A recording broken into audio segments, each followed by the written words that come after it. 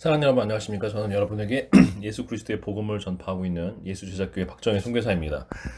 지난 시간에는 잠깐 로마서 시장을 하다가 전에 로마서 23장 25절과 26절에 대한 말씀을 새롭게 주님께서 주신 조명함이 있어서 전에 있던 로마 3장 25절 26절을 대체할 새로운 로마 3장 25절과 26절에 대한 말씀을 올려드렸습니다. 오늘은 다시 로마서 7장으로 돌아오는데 저번에 말씀드렸던 것처럼 두 번째 로마서 7장 6절에 대한 두 번째 시간을 갖도록 하겠습니다. 다시 한번 로마서 7장 6절을 읽겠습니다. 이제는 우리가 얽매였던 것에 대하여 죽었으므로 율법에서 벗어났으니 이러므로 우리가 영의 새로운 것으로 섬길 것이요 율법 조문에 묵은 것으로 아니할지니라. 아멘. 네, 그래서 우리가 율법에 묵은 것이 아니라 영의 새로운 것으로 주님을 섬기는 것이 무엇인지에 대해서 다시 한번 성경에 있는 진리를 통해서 오늘 이 시간 주님의 말씀을 전하고자 합니다. 다시 한번 로마서 7장 자체는 우리가 그리스도 안에서 죽음으로 말미암아 죄의 종에서 벗어났고 육신의 정욕에서 벗어났기 때문에 우리가 실제적으로 예수 그리스도 안에서 여러분이 정말로 구원을 얻는다면 우리가 정말 구원을 경험할 때 어떤 일이 벌어지냐면 내가 죽는 것을 경험할 수가 있습니다. 이것이 주님께서 하시는 일이게 이게 십자가의 능력이에요. 내 옛사람이 죽어버리는 걸 경험할 수가 있어요. 내 죄의 정욕이 사라지고 내 죄의 모든 욕구가 성령님의 권능으로 말미암아서 사라지는 것을 경험할 수가 있어요. 성령님의 정욕이 그것을 이긴다는 것이죠. 근데 그래서 전에는 이 죄의 정욕이 나를 주인이었는데 오히려 내가 죄의 정욕을 제어할 수 있게 되는 상태를 경험하게 해주세요. 그게 그냥 한순간의 경험이 아니라 계속 그 상태에 있는 것이 성령의 충만함이고 구원의 안에 머무르는 것입니다. 죄의 정욕이 완전히 사라지는 것이 아니라 그것을 이기는 상태가 된다는 거예요. 억눌릴 수가 있어요. 내가 예수님을 붙들고 있으면 믿음 안에 있으면 그걸 억누를 수가 있어요. 이길 수 있다는 것이죠. 자, 이 상태가 왜 가능하게 된 것이냐면 내 옛사람이 죽기 때문이에요. 새 사람이 나타났기 때문이에요. 예수 그리스도 안에서 죄를 이기는 새 사람, 죄를 통제하는 새 사람. 마치 이 땅에 있었던 우리 주 예수 그리스도처럼 그 예수 그리스도의 영이 나로 하여금 예수님처럼 살 수 있게 하는 죄를 이기는 상태로 나를 만드신다는 거죠. 이것이 성령께서 하시는 일입니다. 자, 그러면 그렇게 됐기 때문에 우리가 새 사람이 됐기 때문에 옛사람이 죽었기 때문에 율법의 통제에서도 벗어나는 거예요. 율법은 옛사람에 대한 거예요. 옛 창조 안에 있는 사람에 대한 통제예요. 율법은. 왜냐하면 그 사람이 죄를 짓고 있기 때문에 죄가 무엇인지를 깨닫게 해주기 위해서 하나님께서 주신 도구이자 갈라디아서도 말씀하고 있고 또 우리가 다른 곳에서도 말씀하는 것처럼 히브리서나 골로새서에서도 말씀하는 것처럼 장래일 즉 장차올 율법이 주어졌을 때의 장래일 곧 예수 그리스도께서 오셔서 주실 새 사람, 새 하늘, 새 창조가 오는 것에 대한 예시였다는 거죠. 보여주는 그림자와 같은 거였어요. 형상과 같은 거였어요. 자, 그렇기 때문에 옛사람에 대해서 벗어난 사람은 옛 포도주에서 벗어난 사람은 새 포도주와 새 부대로 섬기는 거예요.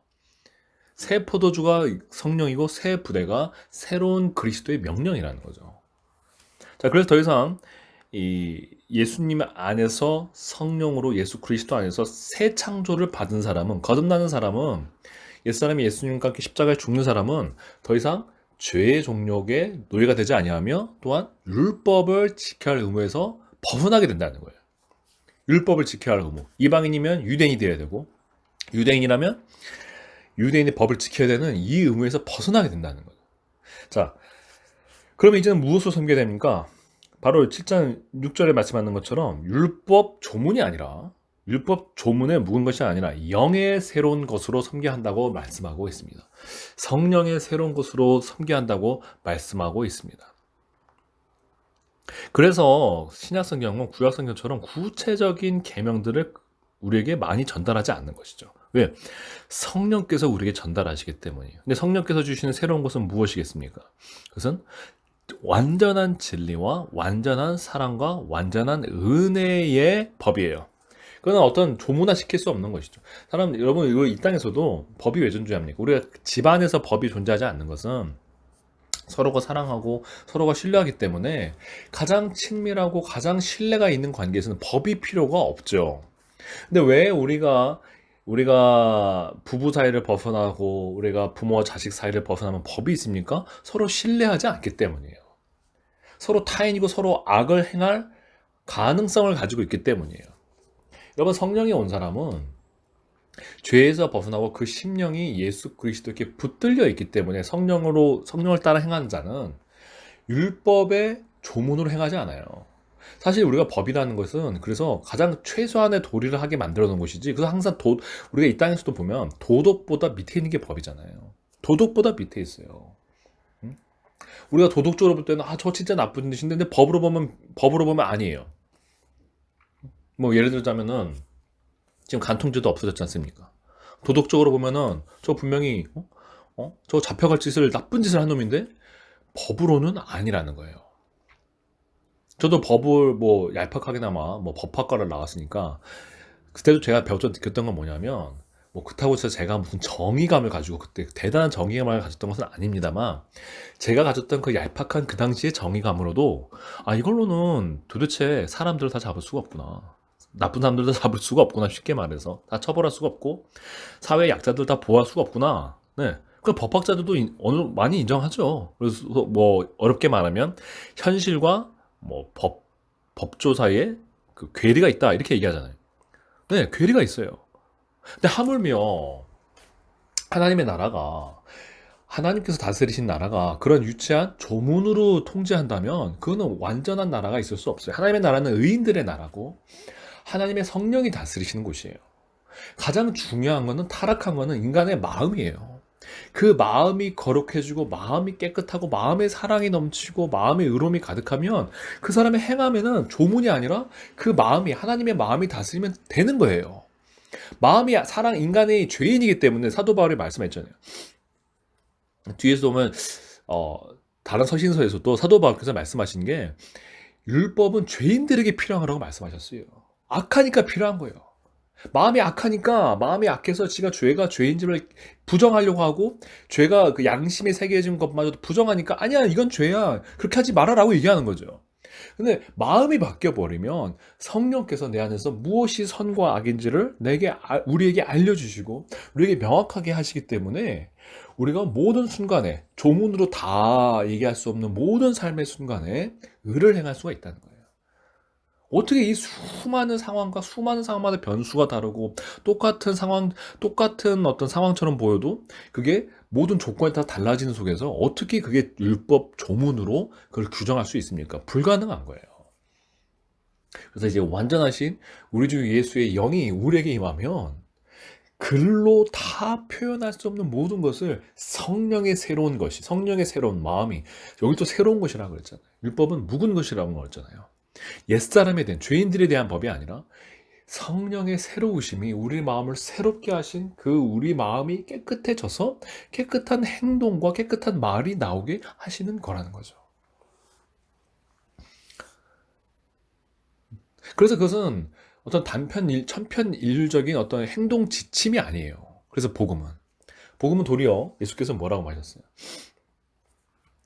내가 너희를 사랑한 것 같이 너희도 서로 사랑하라고 말씀하시는 거예요. 하나님의 나라는 의와 평강과 희락이 있다고 말씀하시는 거예요. 모든 것을 버리고 주 예수 그리스도 가장 사랑하라고 말씀하시는 거예요.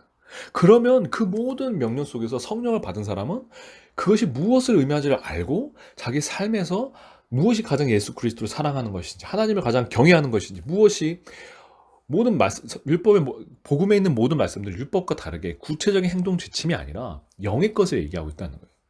영적으로 얘기하고 있어요. 어떻게 보면 추상적으로 얘기하는 것처럼 보이죠. 근데 그게 추상적이 아닌 것은, 추상적으로 보이는 뭐 의를 위해 살아라, 뭐 진리를 따라 살아라, 주님을 경외함으로 살아라, 참된 것으로 사랑하라, 모든 보이는 이 지침들이 추상적으로 보이는 것은 그걸 보는 사람이 성령이 없기 때문이고, 성령을 받은 사람은 추상적으로 보이는 그 모든 명령이 내게 다시 영으로 살아나서 의가 무엇인지 느끼기 때문에, 진리가 무엇인지를 느끼기 때문에, 거룩이 무엇인지를 느끼고 있기 때문에 그대로 내 삶의 현장에서 죄와 싸우며 승리하며 의를 행할 수가 있는 거예요. 주의 마음을 느끼기 때문에. 이것이 바로 영의 새로운 것을 섬기는 가장 첫 번째는. 그래서 하나님의 마음을 알아 섬기는 거예요. 이것이 하나님께서 가장 원하시는 거예요. 우리가 하나님께 순종하려면 하나님의 마음을 알아서 움직여야 되는 것이 단순히 그 무슨 계명을 지킨다고 하나님을 기쁘시게 할 수가 있는 것이 아니에요. 진정한 순종은 주인의 마음을 알아서 그 마음을 기쁘시게 하는 것을 하는 거예요. 그게 성령께서 하신다는 거죠. 이게 예수님이 오시긴 절대 할 수가 없었다는 것이에요. 근데 이제 성령께서 오셔서 한다는 거죠. 바리새인과 서기관들을 보세요. 그들이 율법을 지킨다고 하면서 하나님의 마음을 알지 못하고 도리어 하나님께서 우리에게 주신 하나님의 아들 예수 그리스도를 비방하며 성령을 회방하지 않습니까? 자기들은 율법을 지키고 있는데 겉으로 보기엔 다 지키고 있어요. 어기는 게 겉으로 보기엔 하나도 없다는 거죠. 어떤 여자가 간호하면 다 와서 돌로 쳐 죽여요. 응? 자기들이 봤을 때 예수님이 저거 인간이 할 수 없는 말인데 했다라고 신성모독으로 예수님 십자가에 못 박아요. 아무것도 율법이라는 그 조문에 어기는 행동을 하는 건 없다라는 거죠. 그런데 하나님 보시기에는 모든 게 하나님을 대적한다는 거예요. 왜? 하나님의 마음에 움직여서 하는 게 없기 때문에.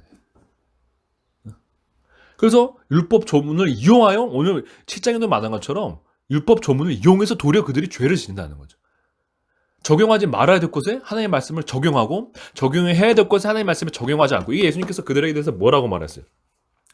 율법에 있는 율법의 가장 더 큰 정신, 공의와 긍휼은 저버린다는 거죠. 작은 것들만 지킨다는 거예요. 근데 공의와 긍휼이라는 것은 율법에도 공의와 긍휼한 정신이 있는데 이게 눈에 보이게 나타나지 않는다는 거죠. 눈에 보이게 나타나는 게 아니거든요. 그들은 눈에 보이게 나타나는 것들만 지키면서 진정 율법에서 가리키던 공의와 긍휼은 저버린다는 거죠. 이 율법 조문으로서 섬기는 사람이 나타나는 모습이에요. 왜 그럴까요? 그 마음이 아직 부패한 상태에서 율법을 지키기 때문에 도리어 율법을 이용해서 하나님을 대적하는 짓을 하는 거예요. 마음은 악하기 때문에. 우리가 편법을 세상적으로는 편법을 쓴다고 그러죠. 뭐 법의 틈을 사용해서 쓴다고 그러죠. 법을 악용한다고 그러죠.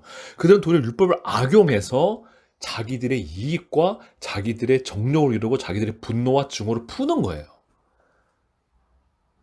그들이 하나님의 아들 예수 그리스도에게 순종하기 싫어서, 진정 마음에서는 하나님께 온전히 순종하기 싫어서 율법을 이용해서 자기들의 권리를 지켜내기 위해서, 자기들의 기득권을 지켜내기 위해서 율법을 이용해서 하나님의 아들을 정죄하잖아요.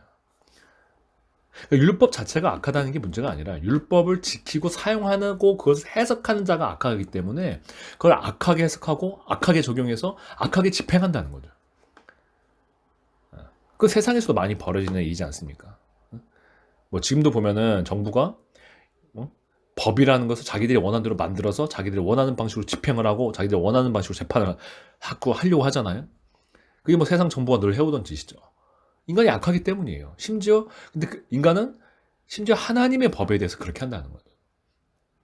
그렇기 때문에 진정한 순종은 먼저 우리의 부패한 심령이, 우리의 악하고 하나님을 싫어하고 하나님의 아들에게 순종하지 않으려고 하고 내 권리를 포기하고 하나님만 영화롭게 하려는 마음이 없는 이런 모든 부패한 마음이 제거돼야 되고 새 심령이 와야 되는 거예요.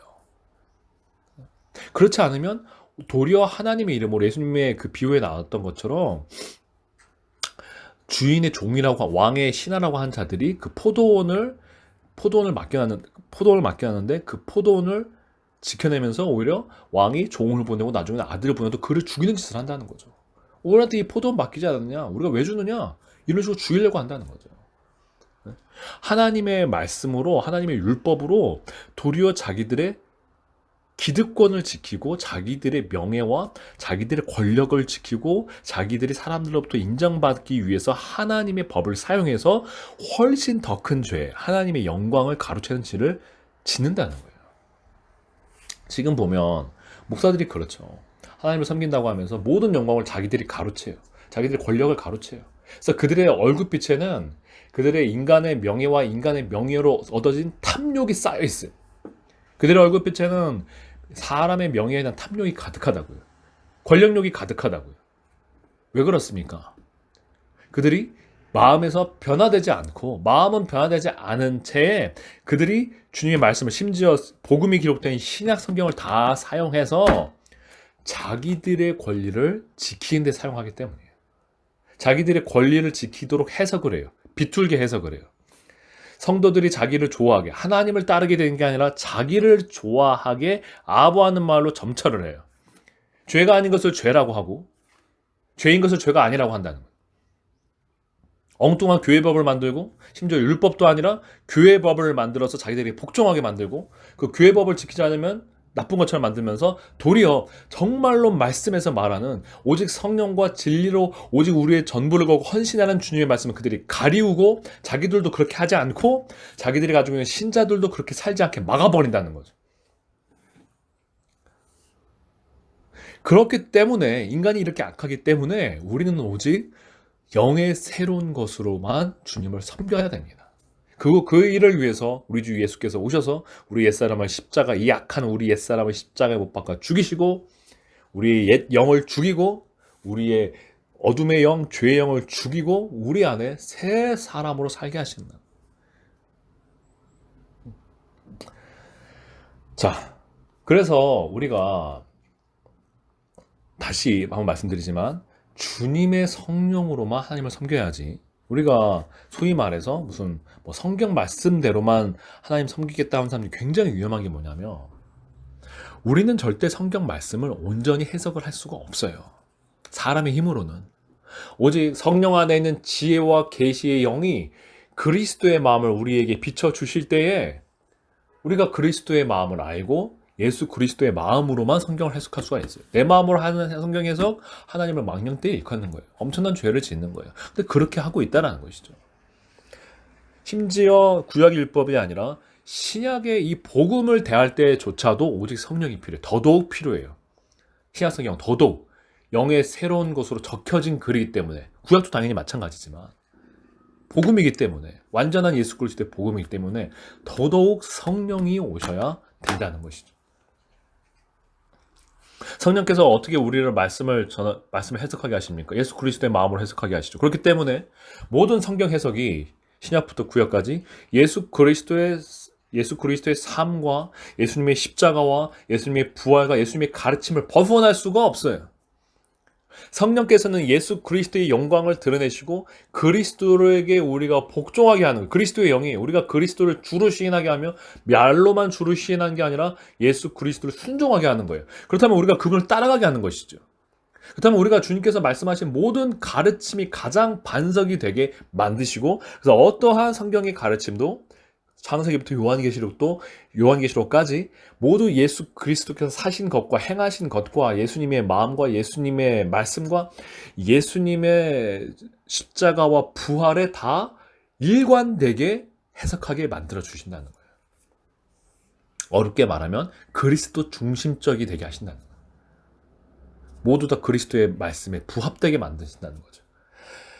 모두 다 똑같은 권리를 갖고 있는 게 아니에요.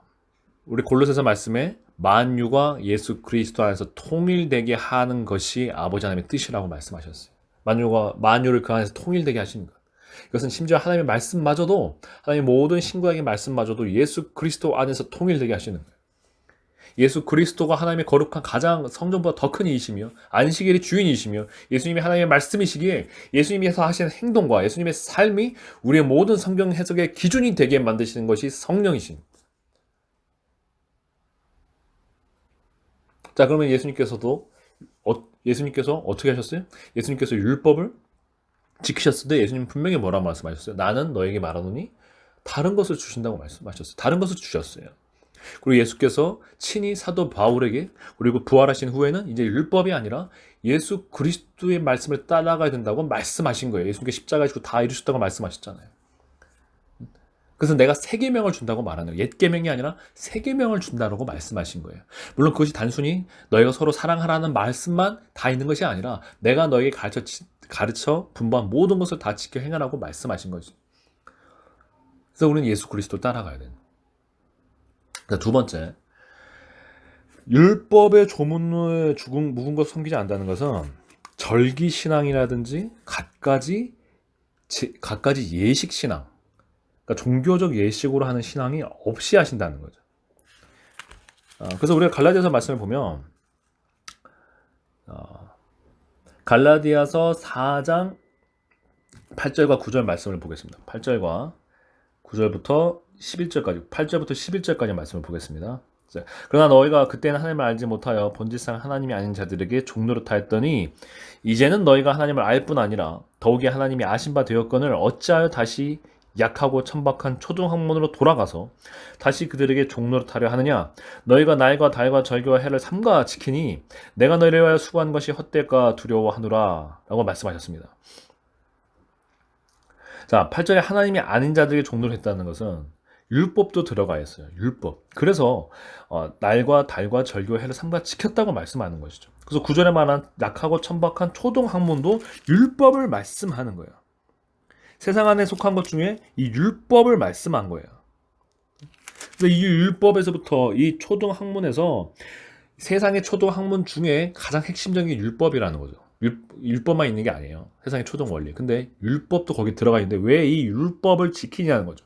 심지어 사도 바울은 결국에는 예수께서 이 계시는 사도 바울의 가르침이 아니냐 이렇게 말하면 안 돼요. 예수님이 주신 계시예요. 예수님이 이 땅에서 안식일을 지키고 하셨던 것은 예수님이 우리에게도 안식일을 지켜라라고 하려고 하셨던 것이 아니라 예수님께서 그 율법을 다 지키고 십자가에서 죽으셔야만 율법을 지키지 않았던 모든 죄들을 대속하실 수가 있기 때문에 예수님은 지키신 거예요. 이게 사도 바울이 말씀하셨던 거예요. 이게 예수님께서 사도 바울에게도 말씀하신 거예요. 그래서 예수님께서는 부활하시거나 또 예수님 살아생전에도 율법을 열심히 지켜라 라는 말씀하신 게 아니죠. 내가 너희한테 말한 걸 지켜라 그랬어요. 세 계명을 주신 거죠. 내가 너에게 말한 것을 지켜라라고 말씀하셨어요.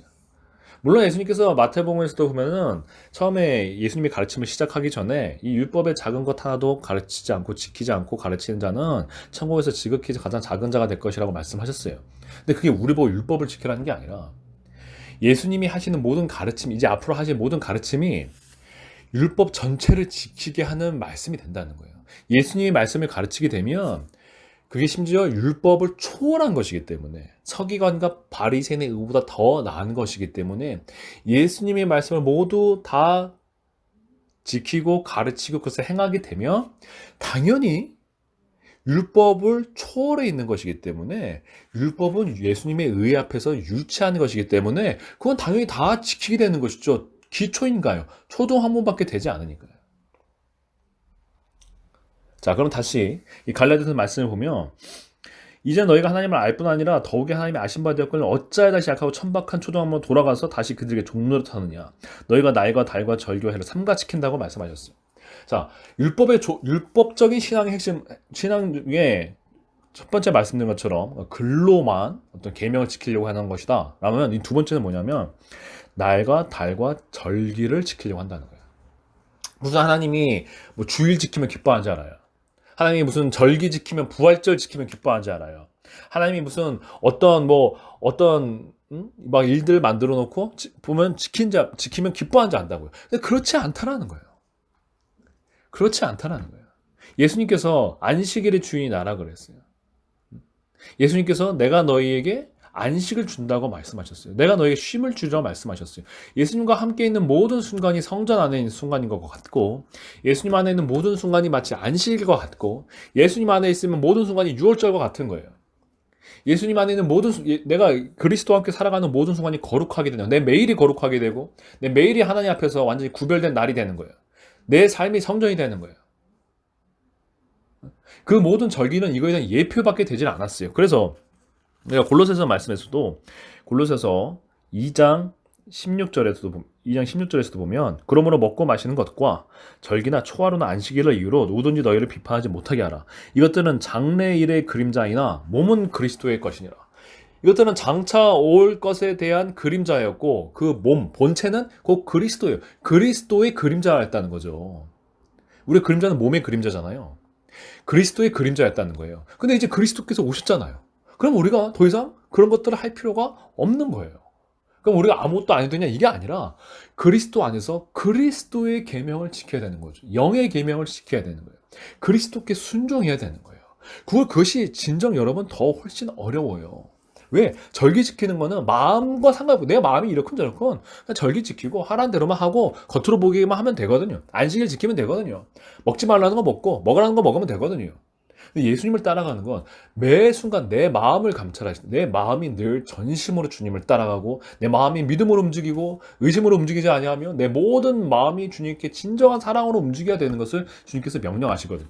내 사랑 안에 거하라고 주님께서 계명으로 명령하셨잖아요. 매 순간 내가 그리스도 안에 주님을 사랑함으로, 주님을 사랑하지 않는 순간이 없이 주님을 안에 사랑으로 머물러 있어야 돼요.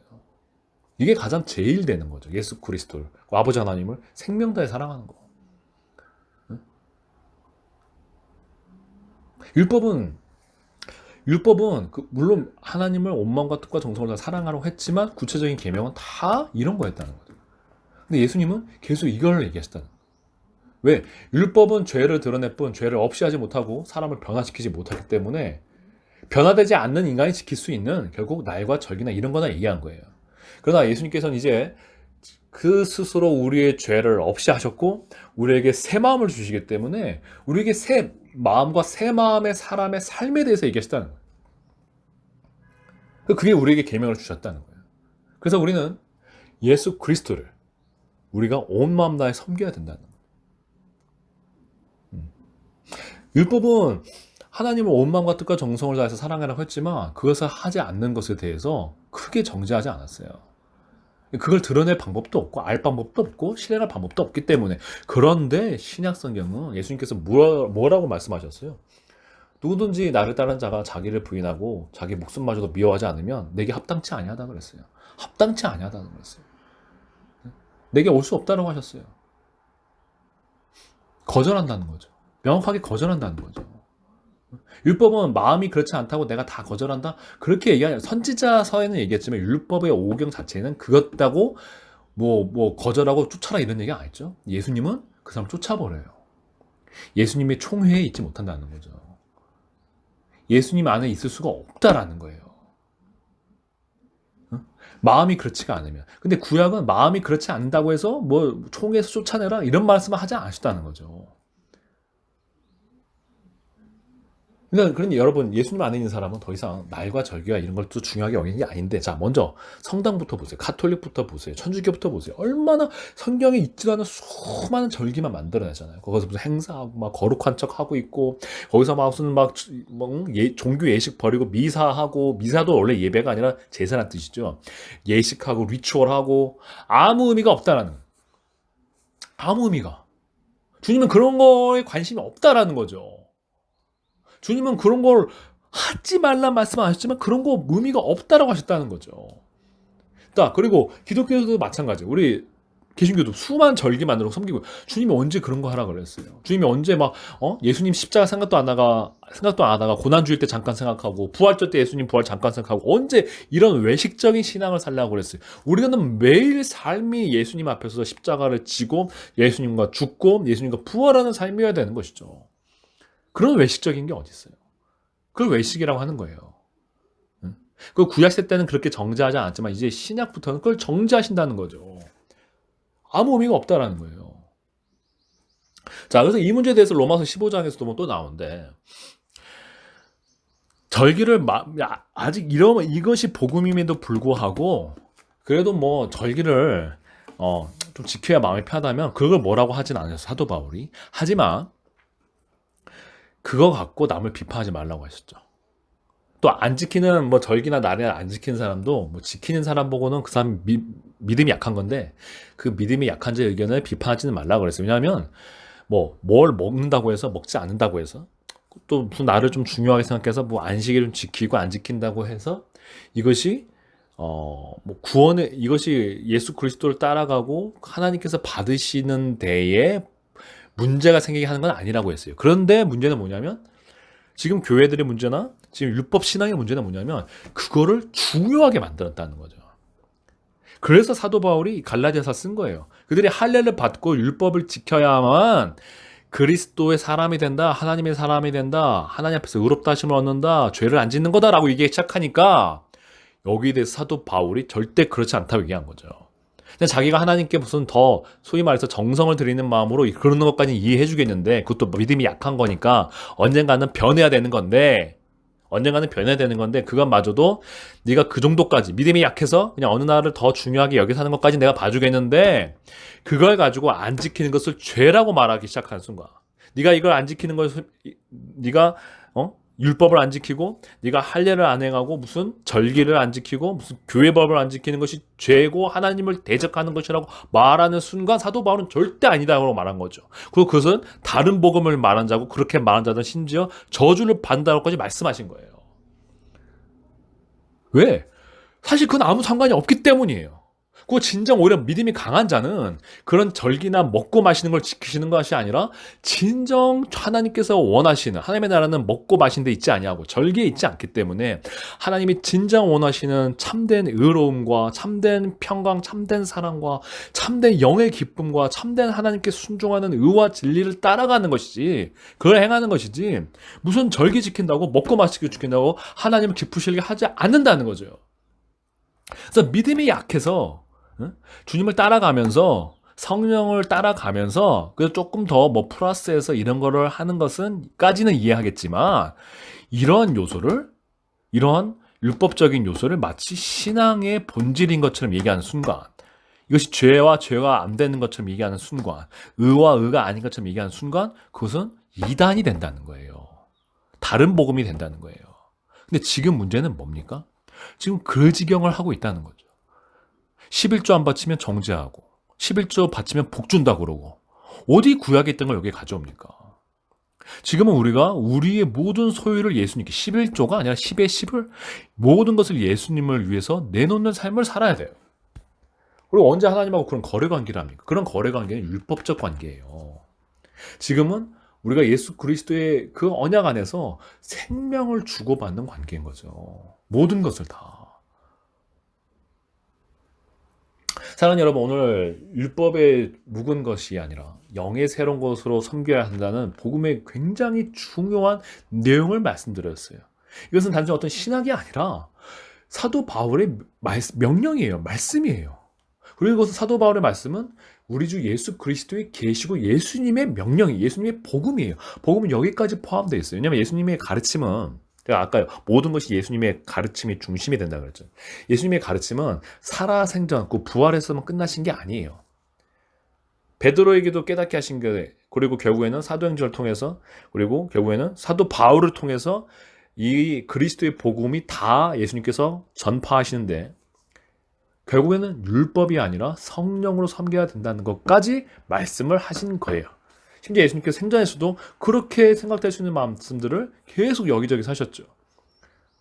옛사람이 아니라 내가 너에게 말하노니 요한복음에서도 더 이상 무슨 하나님을 여기서 저기서 섬기시는 거 아니라 지금 섬기는 것이다. 새 포도주 새 부대 계속 예수님이 그렇게 비유적으로 말씀을 하셨던 것이 사도 바울을 통해서 명확하게 말씀하신 거예요. 그래서 그리스도의 복음은 사도들의 가르침까지예요. 그래서 모든 성경은 사도들의 가르침까지 예수 그리스도의 복음으로 우리가 여기고 그것을 가장 중심으로 봐야 된다는 거예요. 그리고 거기서 뭐가 더 중요하고 중요하지 않느냐? 우리가 예수님을 통해서 성령님을 통해서 가르침을 받고 우리가 해석할 수 있는 거죠. 멋대로 해석하는 것이 아니라는 거죠. 성경 말씀을 해석하는 것도 성경 말씀을 적용하는 것도 성경 말씀을 이해하는 것도 조문을 이해하는 능력이 아니라 문장 해석력이 아니라 그걸 뛰어넘어서 예수 그리스도의 가르침을 받아야 돼요. 그래서 지금 신학교에서 무슨 조문 연구하는 방법으로 가르치는 것으로 되는 것처럼 얘기하는 건 다 거짓이라는 거죠. 그렇게 되지를 않아요. 성경은 그렇게 엄청난 문장 해석력이 필요하게 쓰지 않으셨어요. 모든 민족이 알 수 있게 모든 민족의 언어로 번역시키도록 명령하셨고 그 번역자들이 어떤 문제가 있었던 건 결국 그렇게 번역하게 해주셨고 모든 사람이 알 수 있게 야만이나 헬란이나 지혜자나 어리석은 알 수 있게 주님께서 하셨기 때문에 중요한 것은 성령이 와야 돼요. 예수님의 은혜가 와야 알 수 있어요. 그래서 그렇게 성령님을 받아야만 하나님을 기쁘시게 할 수 있기에 더 이상 조문에 묵은 것을 하지 않는다고 첫 번째 이 성령의 신앙을 말씀드렸고 두 번째 성령 신앙은 예수님의 신앙은 율법과 다른 것은 절기 신앙, 무슨 예식 신앙이 아니라 진정한 주님을 향한 삶의 순종으로 하는 것이라고 말씀드렸습니다. 여러분 삶 가운데 얼마나 많은 율법적인 신앙들이 있습니까? 회개하고 버리시고 믿음으로 나아가서 성령을 받아 예수 그리스도를 영의 새로운 것으로 섬기시는 저와 여러분이 되기를 축복합니다. 감사합니다.